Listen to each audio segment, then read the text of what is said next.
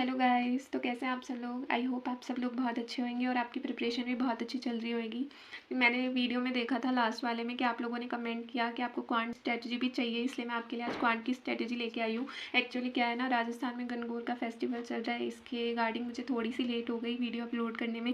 But I hope कि आपके पास time से ये वीडियो पहुँच जाए और आपकी मेरा जो कंटेंट रहेगा इस वीडियो के अंदर वो आपके लिए इन्फॉर्मेटिव हो। आई होप मैं ऐसा ही ट्राई करती हूँ और ऐसा ही ट्राई करूँगी भी आगे भी। तो अपन अपनी वीडियो पे आते हैं। तो वीडियो पे आने से पहले मैं आपके 2 मिनट लूँगी। अगर आप चैनल पे नए हैं और आपने अभी तक इसको लाइक एंड सब्सक्राइब नहीं किया है तो प्लीज़ लाइक एंड सब्सक्राइब करें, सिर्फ लाइक नहीं सब्सक्राइब भी करें। तो ठीक है, फिर अपन आते हैं अपनी वीडियो पे। तो क्वांट की स्ट्रेटेजी के लिए क्या है, और उससे पहले एक और बात कि है ना, मैं वो सब चीज़ें बताऊंगी जो मुझे पता है और वो पक्का आपके लिए बेनिफिशियल होएगी। एक बार आप ट्राई करके देखना, आपको ज़रूर अपनी जो कैपेसिटी एबिलिटी किसी में भी बोल दो, स्पीड एक्यूरेसी सब में आपको इम्प्रूवमेंट ज़रूर दिखेगा अगर आप इसको फॉलो करेंगे। तो क्वांट के अंदर क्या होता है, हमारे अंदर प्री के अंदर तो स्पीड मैथ के 10 क्वेश्चन आते ही है, मतलब 10 क्वेश्चन तो मिनिमम आते ही हैं, जिसके अंदर 5 या 7 सिंप्लीफिकेशन दे देंगे और रॉन्ग नंबर सीरीज़ दे देंगे। उसके साथ रॉन्ग नंबर सीरीज़ नहीं देंगे तो क्वाड्रेटिक इक्वेशन दे देंगे।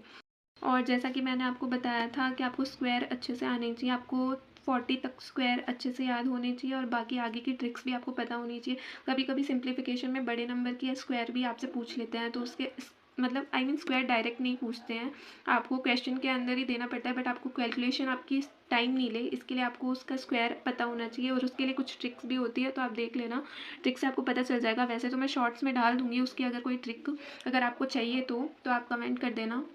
और अगर वैसे अगर आपको अपने टीचर से देखना है तो वो भी आपको बताएंगे, तो फिर आप वहाँ से कर लेना। तो इसके अंदर आपको क्या करना है, स्क्वायर होनी चाहिए, रूट्स होनी चाहिए। रूट आप 20 तक कर लेना, इनफ है, सफिशिएंट है। बट इसकी भी आपको आगे वाले जो रूट्स होते हैं उनकी ट्रिक्स पता होनी चाहिए, तो ट्रिक्स भी एक बार देख लेना। और ट्रिक्स इतनी सिंपल होती है, और अगर आप ट्रिक्स देखते हो तो बाद में आप है ना क्वेश्चन पे ट्राई भी करना, बिकॉज अपन ट्रिक्स देख लेते हैं तो फिर अपन भूल जाते हैं और एग्जाम में अपन को पता ही नहीं रहता कि अपन को क्या करना है। तो इसलिए अगर आप ट्रिक्स देखते हो तो फिर उसको अप्लाई भी करना। अगर आप डेली डेली फिर उसको अप्लाई करोगे तो वो आपकी हैबिट बन जाएगी और वो आपको नंबर्स माइंड में आपके रहने लगेंगे। ठीक है, तो फिर सिंप्लीफिकेशन में mostly simplification, wrong number series, missing और क्वाड्रेटिक, ये 4 ही चीज़ें मोस्टली देखी जाती है। तो इसके अंदर आप क्या करना है, इन सब के 15-15 सेट्स लगाने आपको डेली।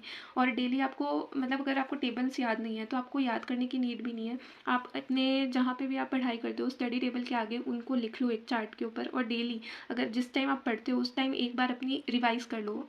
रिवाइज़ का मतलब ये नहीं है कि आपको लर्न करना है, आपको सिर्फ एक बार रिवाइज़ करना है, और ये आप डेली करोगे तो वो नंबर्स आपके माइंड में रहने लग जाएंगे, जिससे आपको वो याद हो जाएगा। ठीक है, तो ये हो गया स्पीड मैथ का पोर्शन। आप इतना करोगे तो आपकी स्पीड मैथ हो जाएगी। और अगर स्पीड मैथ जैसे आपने एक बार एक सेशन ले लिया स्पीड मैथ का, तो फिर आप है ना जो उसके क्वेश्चन है उसके 15 to 20 क्वेश्चन ट्राई करना डेली निकालने का। और स्पीड मैथ अगर आपकी कितनी भी मतलब आपकी कितनी भी हो जाए पर आप स्पीड मत छोड़ना, क्योंकि एक बार अगर आप छोड़ देते हो तो आपकी स्पीड बहुत कम हो जाती है आगे जाके। तो आप ट्राई करना कि आप डेली स्पीड मैथ के क्वेश्चन करो, और मोस्टली इन सबको क्वेश्चन करने में आपको 30 मिनट्स के आसपास लगेंगे, और ये सारी चीज़ें बहुत आराम से इजीली 30 मिनट्स के अंदर हो जाएगी।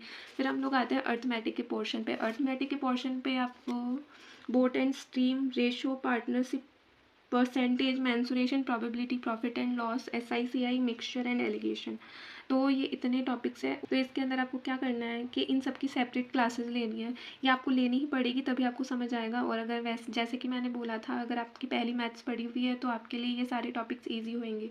तो आप इन सब की क्लासेस लोगे, और अगर आप क्लासेस लेते हो तो नहीं, मतलब आपको क्लासेस लेनी ही है। लेने के बाद आप क्या करना, आपको टॉपिक जैसे आपने सबसे पहले बोट एंड स्ट्रीम की क्लास ली और आपको ये समझ आ गया टॉपिक, तो इसके क्वेश्चन लगाना। और क्वेश्चन आपको सीधे मेंस लेवल पे नहीं जाना है, सबसे बेसिक क्वेश्चन। जैसे आपने आज बोट एंड स्ट्रीम में एक कॉन्सेप्ट हुआ आपका क्लियर, तो पहले उस कॉन्सेप्ट को क्लियर करके उस कॉन्सेप्ट के 5 to 10 क्वेश्चन लगाना। फिर आगे जाना कि दूसरे कॉन्सेप्ट पे जाना, वो क्लियर हुआ तो नेक्स्ट उसके क्वेश्चन लगाना। तो ऐसे आप करते जाओगे तो आपके कॉन्सेप्ट भी क्लियर होंगे और आपको क्वेश्चन की अंडरस्टैंडिंग भी होगी कि हाँ इसमें ये पूछा है तो ये ऐसे सॉल्व होएगा। ठीक है, तो अर्थमेटिक के सारे पोर्शन में आपको यही करना है। फिर हम लोग आते हैं DI के अंदर, और इसके अर्थमेटिक के अंदर जैसे आपका ये सारे टॉपिक, मतलब एक टॉपिक आपको एक दिन में करने का ट्राई करना है। अगर आप जो अभी रिसेंट में जो एग्ज़ाम हो उसके लिए आप ट्राई कर रहे हो तो मतलब आई होप, मैं भी ऐसा सोचूंगी कि आपने काफ़ी प्रिपरेशन कर रखी होगी, और जिससे नहीं कर रखी है तो फिर थोड़ा सा प्रॉब्लम वाली बात है, बिकॉज अर्थमेटिक के क्वेश्चन काफ़ी आएंगे और इसमें कट ऑफ हाई जाती है, तो बच्चे अच्छा स्कोर करके आएंगे ही। तो आप ट्राई करना कि आप जितना जल्दी हो सके उतना आप इसमें अपनी अंडरस्टैंडिंग को गेन कर सको, ठीक है। और जो अभी है अपकमिंग एग्ज़ाम के लिए प्रिपरेशन कर रहे हैं, तो उनके लिए है कि आपको एक दिन के अंदर पूरा टॉपिक कंप्लीट करने की नीड नहीं है। आप आराम से एक टॉपिक को 4 to 5 डेज़ दीजिए और आराम से एक एक कॉन्सेप्ट क्लियर करें, तभी आप, और जो जब भी कॉन्सेप्ट क्लियर करें तो उसके क्वेश्चन लगाएं, तभी आपकी अर्थमेटिक स्ट्रांग होगी और आप भूलोगे नहीं उस चैप्टर को। और अगर एक बार रिवीजन हो गया तो अगेन वापस अपने रिवीजन स्टार्ट करते जाइए, ऐसे आपके टॉपिक्स और अंडरस्टैंडिंग दोनों बढ़ती चली जाएगी। फिर हम लोग आते हैं डीआई जो प्री लेवल की जो डीआई होती है वो ईजी होती है। मतलब आपको डेटा दिया हुआ होता है सीधा सीधा, और आपको क्वेश्चन के अकॉर्डिंग उसको निकालना होता है। जैसे कि ये अभी जो क्लैरिकल के एग्जाम है उनके अंदर तो ऐसा होता है, बट पीओ के अंदर क्या होता है, आपको थोड़ी बहुत कैलकुलेशन दे दी, जैसे मेल एंड फीमेल का दे दिया, फिर आपको पूछ लिया कि एवरेज बता दो, या फिर ऐसा कर दिया कि आपको एवरेज दे दिया तो सेपरेट मेल और फीमेल निकालना है, तो ऐसा कुछ दे दिया। फिर उनके क्वेश्चन, अगर डीआई इजी आपको ग्राफ इजी दे दिया तो क्वेश्चन थोड़े से लेंथी कर देंगे, और अगर डीआई इजी और अगर क्वेश्चन शॉर्ट दे दिए तो डीआई आपको डिकोड करनी है, वो थोड़ी सी हार्ड या टफ कर देंगे वो लोग, बस इतना ही होता है। तो ये सारे आपको क्लासेस लगानी पड़ेगी इन सब की। फिर हम लोग आते हैं मेंस के टॉपिक पे। मेंस में क्या होता है, जैसे कि प्री के अंदर सिंप्लीफिकेशन आता है कि आपको सेम डिजिट सीधी सीधी दे रखी है। फॉर लेट्स से एग्जांपल मैंने लिखा 534 × 28, ये क्या होता है, बट क्या होता है, ये इसको बोलते हैं सिंप्लीफिकेशन। और अप्रॉक्सीमेशन में क्या होता है, आपको दे दिया 132.8 × 28.5, तो ऐसी डिजिट दे दी जाती है ना, तो इसको अप्रॉक्सीमेशन बोलते हैं। तो इस टाइप के अप्रॉक्सीमेशंस आते हैं आपके मेंस के अंदर, ठीक है। फिर रॉन्ग नंबर सीरीज़ भी क्या आती है, पैटर्न वाइज आती है। मतलब कि आपको पैटर्न वाइज दे देंगे कि है ना, कुछ स्टेटमेंट्स दे देंगे, उसके अकॉर्डिंग आपको डिकोड करनी है रॉन्ग नंबर सीरीज़, और उसके ऊपर क्वेश्चन दे देंगे। और क्वाड्रेटिक इक्वेशन भी सेम पैटर्न वाइज आती है। अर्थमेटिक में क्या होता है, अर्थमेटिक में आपके कॉन्सेप्ट चेक करते हैं वो लोग।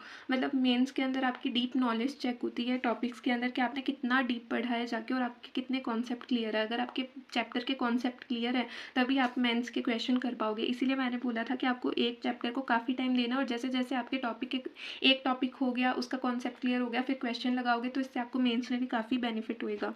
फिर डीआई क्या होता है, डीआई अब प्री लेवल में मैंने बोला था कि इजी रहता है, उतना ही टफ डीआई मेंस में कर देते हैं ये लोग। मतलब कि डबल पाई चार्ट हो गया, टेबुलर के अंदर भी है ना, डिकोड करना थोड़ा सा टफ कर दिया। और आजकल तो डीआई थोड़ी सी ट्रिकी कर ही दी है। मतलब कि अगर आपकी प्रैक्टिस बहुत ज़्यादा अच्छी है तब तो ठीक है, अदरवाइज़ आपको समझ ही नहीं आएगा कि आपको डीआई कैसे डिकोड करनी है। तो आप डीआई पे मेन फोकस करना, बिकॉज डीआई भी आपका एक काफ़ी अच्छा परसेंटेज लेता है। दोनों ही प्री और मेंस दोनों ही एग्जाम है, और मेंस के अंदर तो इसको बहुत ज़्यादा वेटेज दिया जाता है और बहुत ज़्यादा लोग इसको फोकस करते हैं। बिकॉज बहुत लोग ऐसे होते हैं जो मेंस के लिए अर्थमेटिक नहीं करते हैं, वो डीआई पे डिपेंड हो जाते हैं। तो इसलिए आपके ट्राई करना कि आप, अगर आपका अर्थमेटिक्स इतना स्ट्रॉन्ग नहीं है और आपके पास इतना टाइम भी नहीं रहा है, तो आप डीआई आपकी बेटर हो, उसके लिए आप ट्राई करना। और अगर इसके टीचर्स की मैं बात बोलूँ तो क्वांट्स के टीचर भी वही सेम, अगर आप मुझसे पूछोगे तो अड्डा से आप ले सकते हो क्लासेस, अच्छे टीचर्स हैं बहुत। मैंने तो वहीं से करा था, मेरा बेसिक भी वहीं से मैंने क्लियर करा था, तो वहाँ के टीचर्स अच्छे लगे मुझे। और तो आप वहाँ से अपना प्रिपरेशन स्टार्ट कर सकते हो। और ऐसे तो बहुत सारे सेशन अवेलेबल है यूट्यूब पे सेपरेट, तो आप किसी से भी, कोई अगर जो टीचर आपको पसंद आ रहा है और आपको सही लग रहा है और आपको उनके कॉन्सेप्ट समझ आ रहे हैं, तो आप उसी टीचर से अपनी क्लास लीजिए और आपका आराम से हो जाएगा। तो क्वांट के अंदर हमको इतना ही सब करना होता है। और बैंक एग्ज़ाम में सबसे ज़्यादा नीड होती है प्रैक्टिस की, तो आप जितनी ज़्यादा प्रैक्टिस करोगे उतनी ज़्यादा आपकी स्ट्रांग होती जाएगी चीज़ें और क्लियर होती जाएगी। और मैं बस इतना ही बोलना चाहूँगी लास्ट में कि छोटे छोटे जो स्टेप्स होते हैं ना, वो भी काउंट होते हैं। तो आप बस, आप कुछ भी हो कि आप फॉरवर्ड ही जा रहे हो, आप पीछे नहीं जा रहे हो, तो आप ऐसे ही अपनी कंटिन्यूस प्रिपरेशन करते रहें। जिन बच्चों का अभी जो स्टार्ट किया है उनके लिए तो आगे उनको सिर्फ सक्सेस के बारे में सोचना है, पर जिसने अभी फेलियर्स भी देखे हैं, तो हर फेलियर्स के साथ आप एक स्टेप फॉरवर्ड ही जा रहे हो। तो आप अपनी प्रिपरेशन पे और खुद पे और सब चीज़ों पे, भगवान जी पे, सब पे बिलीव रखिए, आपका हो जाएगा। 2026 में हमारा ज़रूर होएगा। यही हम करके प्रिपरेशन करेंगे। और अगर आप मेरे साथ जुड़ना चाहते हैं तो प्लीज़ चैनल को लाइक एंड सब्सक्राइब करिए। Okay, thank you.